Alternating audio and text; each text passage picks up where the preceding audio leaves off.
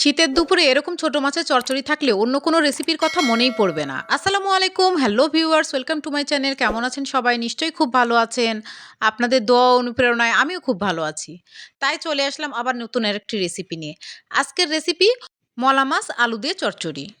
তাহলে চলুন মলা মাছের এই রেসিপি কিভাবে আমি রান্না করলাম তা আপনাদের সঙ্গে শেয়ার করি।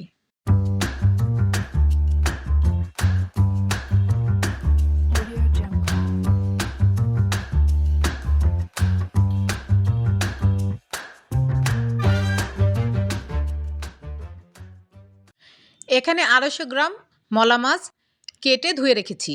এবার মাছগুলোকে মাখিয়ে রাখবো, তার জন্য হাফ চামচ মরিচের গুঁড়া দিয়ে দিলাম, হাফ চামচ হলুদ গুঁড়া দিলাম, হাফ চামচ লবণ দিলাম, 1 চামচ পরিমাণ লেবুর রস দিলাম।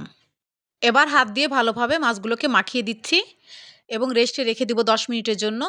তাহলে মাছের মধ্যে ঝাল এবং লবণ খুব ভালোভাবে প্রবেশ করবে এবং মাছগুলো খেতে খুব টেস্ট লাগবে। মাছের সঙ্গে দেওয়ার জন্য 2টি মাঝারি সাইজের আলু কুচি করে কেটে নিয়েছি। এখানে পেঁয়াজের পাতা এবং কলি একসঙ্গে কুচি করে কেটে রেখেছি। 4টি বড় সাইজের পেঁয়াজ কুচি করে কেটে নিয়েছি, কয়েকটি কাঁচামরিচ ফালি করে নিয়েছি, একটি টমেটো কুচি করে কেটে নিয়েছি এবং ধনিয়া পাতা কুচি করে কেটে নিয়েছি।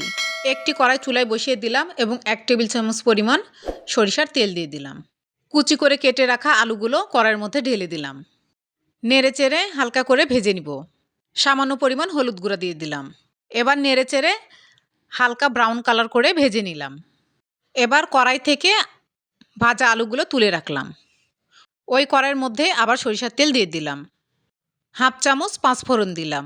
একটি শুকনো মরিচ 2 ভাগ করে ভেঙে দিলাম। এরপর পেঁয়াজ কুচি এবং কাঁচামরিচ ফালি একসঙ্গে ঢেলে দিলাম। নেড়েচেড়ে তেলের মধ্যে ভেজে নিব। পেঁয়াজ কুচিগুলো হালকা ব্রাউন কালার চলে আসলে পেঁয়াজের পাতা এবং পেঁয়াজ কলি একসঙ্গে কেটে রেখেছিলাম সেটা ঢেলে দিলাম। এবার নেড়েচেড়ে এগুলোকেও একটু ভেজে নিলাম।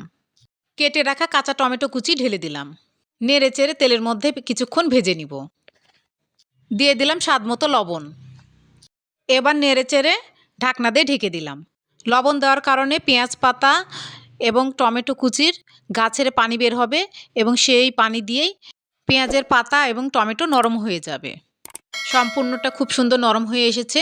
পেঁয়াজ কুচিগুলো তেলের উপর উঠে এসেছে। এ পর্যায়ে দিয়ে দিব বাটা মশলা। 1 টেবিল চামচ রসুন বাটা দিলাম, 1 চামচ জিরা বাটা দিলাম, 1 চামচ আদা বাটা দিলাম, 2 টেবিল চামচ পেঁয়াজ বাটা দিলাম। এবার নেড়েচেড়ে মিক্সড করে দিলাম। এখন দিয়ে দিলাম শুকনো উপকরণ। 1 চামচ হলুদ গুঁড়া দিলাম, 1 চামচ মরিচ গুঁড়া দিলাম, হাফ কাপ পানি দিলাম। এবার নেড়েচেড়ে ভালোভাবে মিক্সড করে দিলাম। মশলাটাকে খুব ভালো করে কষিয়ে নিলাম। এবার ভেজে রাখা আলুগুলো মশলার মধ্যে ঢেলে দিলাম।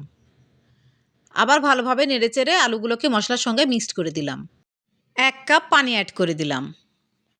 ভালোভাবে নেড়েচেড়ে ঢাকনা দিয়ে ঢেকে দিলাম। ঢাকনা খুলে নেড়েচেড়ে উল্টে পাল্টে দিলাম। যতটুকু পানি নিচে আছে নেড়েচেড়ে সে পানিগুলোকে শুকিয়ে নিব। তরকারিটা ভালোভাবে কষানো হয়ে গিয়েছে, তেল উপরে উঠে এসেছে। এবার কাঁচা মাছগুলো তরকারির উপর দিয়ে ছড়িয়ে দিলাম।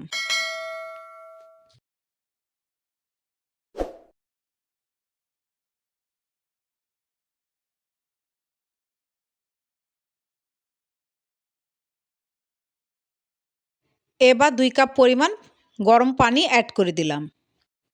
নেড়েচেড়ে মিক্সড করে দিলাম। ঢাকনা দিয়ে ঢেকে দিলাম। ঢাকনা খুলে আবার নেড়েচেড়ে উল্টে পাল্টে দিলাম। বাই দ্য ওয়ে, আমি রুথি। আমার চ্যানেলে নতুন হয়ে থাকলে প্লিজ সাবস্ক্রাইব করবেন। পাশে থাকা বেল নোটিফিকেশন অল সিলেক্ট করে রাখবেন। তাহলে যখনই আমি নতুন ভিডিও আপলোড করব তার নোটিফিকেশন সবার আগে আপনার কাছে পৌঁছে যাবে। লাইক, কমেন্ট এবং শেয়ার করবেন। আপনাদের একটি লাইক আমার ভিডিও অনেকজনের কাছে পৌঁছে দিবে, আমাকে এগিয়ে যাওয়ার সুযোগ করে দিবেন। যারা ফেসবুক ও ইনস্টাগ্রাম থেকে দেখছেন প্লিজ পেজটাকে ফলো দিয়ে রাখবেন। লাইক, কমেন্ট এবং শেয়ার করবেন। যারা already like, comment, share, subscribe এবং ফলো দিয়েছেন তাদেরকে ম্যানি ম্যানি থ্যাঙ্কস। আজকে আমার চ্যানেলের এই ভিডিওটি যিনি ফার্স্ট ভিজিট করেছেন তাকেও ম্যানি ম্যানি থ্যাঙ্কস।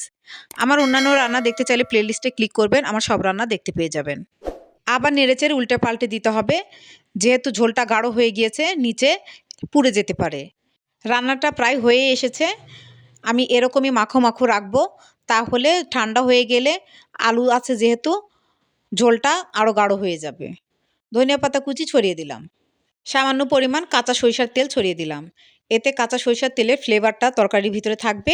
2 মিনিটের জন্য ঢাকনা দিয়ে ঢেকে দিলাম। 2 মিনিট পর আবার ঢাকনা খুলে উল্টে পাল্টে দিলাম। রান্নাটা আমার অলমোস্ট রেডি হয়ে গিয়েছে, এবার আমি পরিবেশন করে দেখাচ্ছি।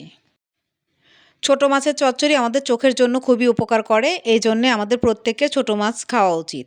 যারা ছোট মাছ খেতে পছন্দ করেন না তারা আমার রেসিপি ফলো করে এইভাবে ছোট মাছের চচ্চড়ি করে খেয়ে দেখবেন, আশা করি খুব ভালো লাগবে।